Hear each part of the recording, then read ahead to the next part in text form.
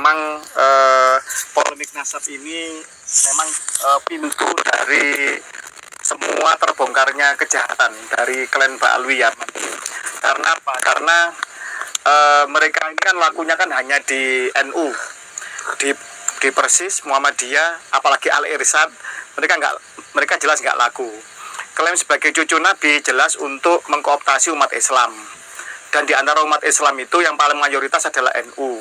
Dan NU sendiri mempunyai suatu doktrin sangat memuliakan dzurriyyah Nabi atau keturunan Nabi gitulah. Pada akhirnya klaim Mbak Alwi ini kan merajalela. Mereka membagi peran. Saya sepakat dengan 15 tahun yang lalu kakang mas saya Kiai Sarif Rahmat ini sudah menyampaikan bahwa lihat nanti mereka ini membagi peran dan membagi orang di setiap lini. Ada yang bermain kasar di FPI, ada yang bermain sok moderat, ada yang bermain solawatan, nyanyi-nyanyi kan begitu, konser ya, konsernya sambil ndawir. Ada yang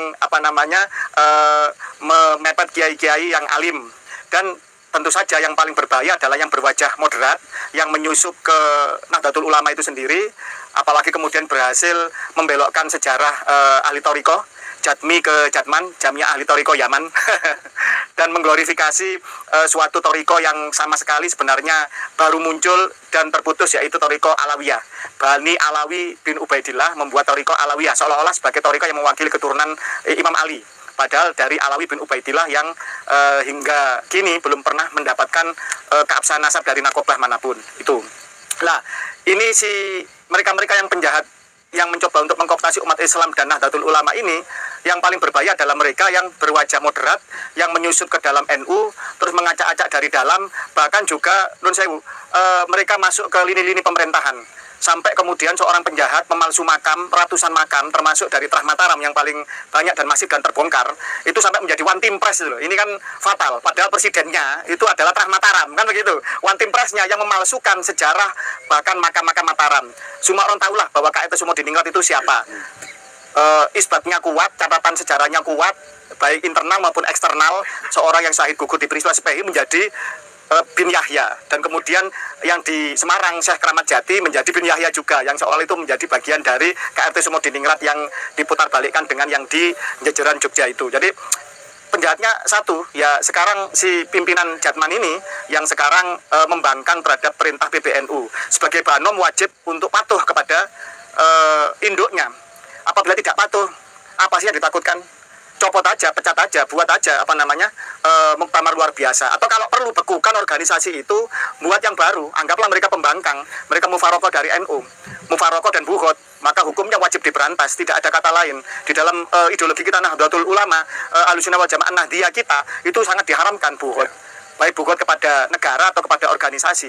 Hukumnya kalau kepada negara wajib diperangi. Kalau kepada organisasi ya wajib dipecat. Apa yang ditakutkan? Kan begitu.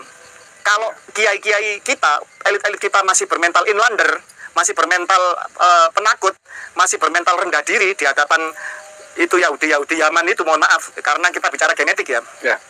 Maka bagaimana dengan nasib rakyat yang di bawah? Yang didatangi, kemudian tiba-tiba sholawatan, jual minyak 10.000, minyak wangi menjadi 2 juta, dan seterusnya, melakukan pendawiran, merampas kejahatannya jelas gitu loh. Jejak kejahatan jelas, dan itu sudah tersebar sangat masif. Jadi mereka tidak saja mengaku cucu Nabi, tetapi juga melakukan kejahatan. Bagi kita warga Nusantara, terserahlah mau ngaku keturunan siapa, asal jangan mencoba-coba untuk melakukan kejahatan atas nama itu kepada warga pribumi Nusantara. Saya pikir itu yang harus dibutuhkan. Kesimpulannya adalah PBNU harus bersikap tegas, karena kalau ini masih dibiarkan, kanker itu nanti akan menggerogoti yang lain. Itu aja bagi saya, sesimpel itu.